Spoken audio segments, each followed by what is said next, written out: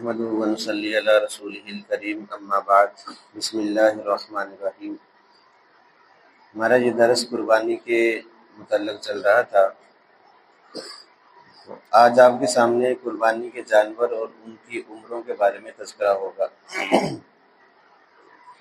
قرآن مجید میں قربانی کے جانوروں کا جہاں تذکرہ ہے وہاں بہیمۃ الانعام کے الفاظ موجود ہیں قرآن مجید میں، یعنی بہیمہ کہا گیا ہے، اور بہیمہ میں تمام پالتو جانور آ جاتے ہیں۔ قرآن مجید میں کہیں بھی صراحت نہیں ہے کہ یہ جانور ہی قربان کیے جائیں، اور صرف ایک مطلق لفظ آ گیا ہے بہیمۃ الانعام۔ اور بہیمۃ الانعام سے مراد کیا ہے، اس کے بارے میں علماء کی مختلف آراء ہیں، اور بعض وہی کہتے ہیں کہ قرآن مجید کے 8ویں پارے میں جن کا تذکرہ ہے اونٹ، گائے، بکری اور بھیڑ، یہ 4 قسم نر اور مادہ۔ لیکن بعض کہتے ہیں کہ بہیمۃ الانعام یہاں تو صرف مطلق ان جانوروں کا تذکرہ ہوا ہے جو عرب میں پائے جاتے تھے، اس کے علاوہ بے شمار اونٹوں کی قسمیں ہیں، بے شمار، بلکہ علماء نے 6 تک اقسام اونٹوں کی لکھی ہیں، اور ساری قسمیں عرب میں نہیں پائی جاتی۔ اسی طرح گائے اور بھینسوں کی بے شمار اقسام ہیں، اور اسی طرح بکریوں کی، بیڑوں کی بے شمار اقسام ہیں۔ ساری قسمیں وہاں نہیں پائی جاتی تھی، وہاں چند ایک قسمیں پائی جاتی تھی جن کو ذبح کیا گیا۔ آپ نے شاید پہلی دفعہ یہ سنو گے کہ اونٹ جو ہے، میں کل کافی تحقیق کر رہا تھا نیٹ پہ بھی، اونٹ ایک تو عام اونٹ جو ہم نے دیکھے ہیں وہ 1 کوہان والے ہیں۔ دنیا میں 10% اونٹ جو ہیں وہ 2 کوہانوں والے بھی پائے جاتے ہیں، عرب میں یہ نہیں پائے جاتے۔ لیکن یاد رکھیں جتنی بھی اقسام ہیں ساری کی ساری حلال ہیں، اور سب کی سب قربان کی جا سکتی ہیں عید کے موقع پر۔ اب جو ہے قربانی کے جانور جو ہے اونٹ، اس کی تمام اقسام نر اور مادہ، ان کی عمر 5 سال ہونی چاہیے، کم از کم 5 سال سے کم کا قربانی نہیں کیا جائے گا۔ اسی طرح گائے، بھینس، ان کی جتنی بھی قسمیں دنیا میں پائی جا رہی ہیں سب کی سب قربان ہو سکتی ہیں عید کے موقع پر، اور ان کی عمر 2 سال ہے، کم از کم 1 دن بھی کم ہوگا تو قربانی نہیں لگے گی۔ اسی طرح بکریاں جو ہیں، بکرا، بکری، جتنی بھی اقسام دنیا میں پائی جا رہی ہیں ان کی قربانی جائز ہے، ان کی عمر کم از کم 1 سال ہے، 1 سال سے کم کی قربانی نہیں لگے گی۔ اور جو بھیڑ، دمبا وغیرہ ہے، بہت اقسام ان کی بھی پائی جاتی، ساری اقسام جائز ہیں۔ ان کی عمر اگر 6 ماہ کے اتنے موٹے تازے ہوں کہ وہ سال کے جانوروں میں چھوڑے جائیں تو اتنا فرق معلوم نہ ہو تو سال سے کم بھی یہ قربانی کیے جا سکتے ہیں، بھیڑ، چھترا، دمبا وغیرہ۔ اب یہ وہ جانور ہیں۔ اب زیادہ تر جو مسئلہ ہمارے ہاں بنتا ہے، ہمارے اہل حدیث حضرات جو بھائی ہیں وہ قربانی کے دنوں میں نیا کٹا چھوڑ دیتے ہیں، کٹے کی قربانی کے بارے میں اختلاف۔ آج میں جو آپ کے سامنے باتیں کروں گا ساری انہی کی فتاوی کی روشنی میں باتیں کروں گا، اپنی طرف سے نہیں۔ سب سے بڑی دلیل جو ہماری ہے، انہوں نے بھی اس کو کوٹ کیا ہے، وہ حضرت علی رضی اللہ تعالیٰ عنہ کی روایت، مسند فردوس الدارمی حدیث کی کتاب ہے، اس میں یہ موجود ہے۔ اب انہوں نے فرمایا کہ الجاموس تجزی عن 7 فی الاضحیہ، یعنی جو بھینس ہے یا کٹا ہے یہ 7 بندوں کی طرف سے کافی ہے قربانی کے معاملے میں۔ یعنی حضرت علی رضی اللہ تعالیٰ عنہ سے یہ روایت موجود مسند فردوس الدارمی کے اندر موجود ہے۔ اسی طرح امام حسن بصری رحمۃ اللہ علیہ، یہ بڑے جلیل القدر تابعین میں ہے، تابعی اس کو کہتے ہیں جس نے صحابہ سے علم حاصل کیا، صحابہ کی ایمان کی حالت میں زیارت کی ہے، اور یہ جلیل القدر تابعین میں ہے۔ بصری ان کسی وجہ سے کہتے ہیں کہ بصرہ میں رہنے والے۔ یاد رکھیں مکہ اور مدینہ میں بھینس نہیں پائی جاتی تھی، یہ عام طور پر جو ہے وہ تھوڑے سے ٹھنڈے علاقوں کا جانور ہے، گرم ترین علاقوں میں یہ جانور نہیں پایا جاتا۔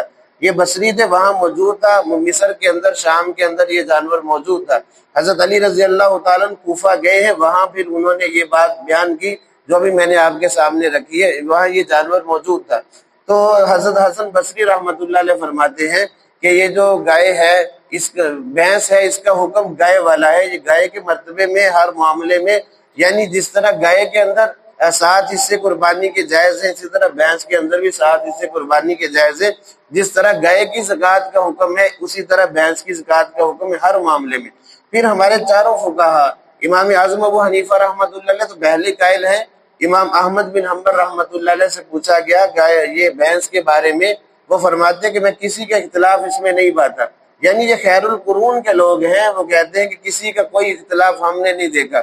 انہی کا ایک فتویٰ ہے، یہ جو باتیں میں کر رہا ہوں انہی کے فتوے کی روشنی میں کر رہا ہوں اہل حدیث، بلکہ ہمارے جامعہ عزیزیہ ساہیوال والے اسی فتوے پر فتویٰ دیتے ہیں کہ کٹے کی قربانی جائز ہے، یہ بھی جائز کہتے ہیں۔ بعض نام نہاد اہل حدیث حضرات میڈیا پہ آ کے شور مچا رہے ہیں، ان کے مستند بڑے معتدل علماء وہ کٹے کی قربانی کے جواز کے قائل ہیں، اور چاروں فقہا کا قول انہوں نے جو ہے وہ ذکر کیا ہے، امام اعظم ابو حنیفہ رحمۃ اللہ علیہ، امام شافعی، امام مالک، امام احمد بن حنبل رحمۃ اللہ علیہ۔ بلکہ انہوں نے فتوے میں ایک اور بڑی عجیب بات لکھی کہ خلیفہ مامون الرشید، اس نے اپنے زمانے کے اندر، یہ بھی تقریباً کوئی دوسری صدی ہجری کا یہ آدمی ہے، یعنی خیر القرون کے زمانے کا یا ان کے قریب زمانے کا، اس نے عید کے موقع پر 117 اونٹ ذبح کیے، 24 گائے اور 20 بھینسیں ذبح کی۔ کسی نے کوئی اختلاف اس میں نہیں کیا کہ آپ نے یہ قربانی کیوں کی ہے۔ یاد رکھیں کسی کا کوئی اختلاف نہیں ہے، تو یہ کٹے کی قربانی عید کے موقع پر بلا جھجک آپ کر سکتے ہیں، کوئی اس میں کراہت نہیں ہے۔ اگر کوئی دلائل لینا چاہے، میرے پاس دلائل موجود ہے، انہی اہل حدیث حضرات کے دلائل میں آپ کے سامنے رکھوں گا، اور اسی طرح ان کے بیانات موجود ہیں جو معتدل علماء ہے۔ یہ ساری باتیں آج میں انہی کے فتاویٰ کی روشنی میں کی ہیں، اور یہ تو چند ایک باتیں کی، اہل لغت کے مختلف اقوال انہوں نے لکھے ہیں، فقہائے کرام کے مختلف اقوال اس فتوے میں انہوں نے جمع کیے ہیں، اور آخر میں خلاصہ کے طور پر اپنے بھائی اہل حدیثوں کو یہی مشورہ دے رہے ہیں کہ کتنی زیادہ اقسام اونٹوں کی، گائے کی اور بکریوں کی پائی جاتی ہیں، سب کو اللہ کے نبی نے ذبح نہیں کیا، سب کا تذکرہ موجود نہیں ہے، لہٰذا جو ہے اس کو بنیاد بنا لینا کہ قرآن میں تذکرہ نہیں ہے تو لہٰذا یہ جائز ہی نہیں ہے، یہ ایسی کوئی بات نہیں ہے۔ قرآن مجید میں تو بہت ساری چیزوں کا تذکرہ نہیں ہے، ان کا جواز قرآن مجید میں، تو اس کو حلال آپ ثابت نہیں کر سکتے، پھر کہ دکھائیں کہاں قرآن میں بھینس حلال ہے، تذکرہ ہی نہیں ہے، حدیث مبارکہ میں تذکرہ نہیں ہے، تو اس کو حلال بھی نہیں کر سکتے۔ پھر یاد رکھیں یہ اس کا حکم تمام معاملات میں گائے کا حکم ہے، چاہے وہ قربانی کا معاملہ ہو، چاہے وہ زکوٰۃ کا معاملہ ہو، اس میں کسی فقیہ کا کوئی اختلاف نہیں ہے، اور جو بڑے بڑے اکابرین گزرے ان کا کوئی اختلاف نہیں ہے۔ لہٰذا عید کے موقع پر یہ ایسے جو ہے شر پسند عناصر جو آ کر شکوک و شبہات لوگوں کے دلوں میں ڈالتے ہیں، ان سے بچ کر رہیے، اور بلا جھجک آپ کٹے کی قربانی کر سکتے ہیں، اس میں کسی کا کوئی اختلاف نہیں۔ اسی طرح قربانی کے معاملے میں یہ عقیقہ جو ہے، عقیقہ اور قربانی، ان کا جو مقصد ہے جو حدیث مبارکہ میں آتا ہے احراق الدم، خون بہانا ہے اللہ کے نام پر، تو لہٰذا جب مقصد ایک ہے دونوں کا، تو قربانی کے جانور کے اندر اگر کوئی عقیقے کا حصہ بھی رکھنا چاہے تو رکھ سکتا ہے، اس میں کوئی ممانعت کسی کی نہیں ہے، بلکہ بالکل جائز ہے۔ بچہ ہے، لڑکا ہے، تو اس کا 2 حصے آپ رکھ سکتے ہیں، اگر 2 کی ہمت نہیں تو 1 بھی رکھ سکتے ہیں، لڑکی ہے تو اس کی جانب سے 1 حصہ، یہ مستحب ہے۔ تو قربانی کے جانور کے اندر بھی یہ حصے رکھے جا سکتے ہیں، آپ بلا جھجک رکھیں۔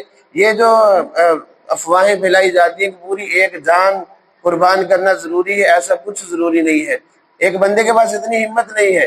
اور یاد رکھیں عقیقہ کرنا کوئی فرض واجب بھی نہیں ہے، اگر کوئی نہ کرے کسی قسم کا کوئی گناہ نہیں ہے، جب فرض واجب نہیں ہے تو ایسی پابندیاں لگانا بھی ٹھیک نہیں۔ ہاں اللہ تعالیٰ ہمت دے تو آپ جتنے مرضی جانور قربان کریں، شریعت منع نہیں کرتی۔ اگر اللہ ہمت دے بیٹے کی طرف سے پورا اونٹ ذبح کر دے، 2 اونٹ ذبح کر دے، شریعت منع نہیں کرتی، آپ کر سکتے ہیں جتنی ہمت اور طاقت ہو۔ بہرحال اگر کوئی قربانی کے جانور میں عقیقے کے حصے رکھنا چاہتا ہے تو بلا جھجک وہ رکھ سکتا ہے، قربانی بھی اس کی ہو جائے گی اور اس کا عقیقہ بھی ادا ہو جائے گا۔ یہ چند ایک مسائل ہیں جو آپ کے سامنے رکھے ہیں۔ اللہ رب العزت سے دعا ہے کہ اللہ رب العزت ہمیں دین کو سمجھ کر اس پر عمل کرنے کی توفیق عطا فرمائے۔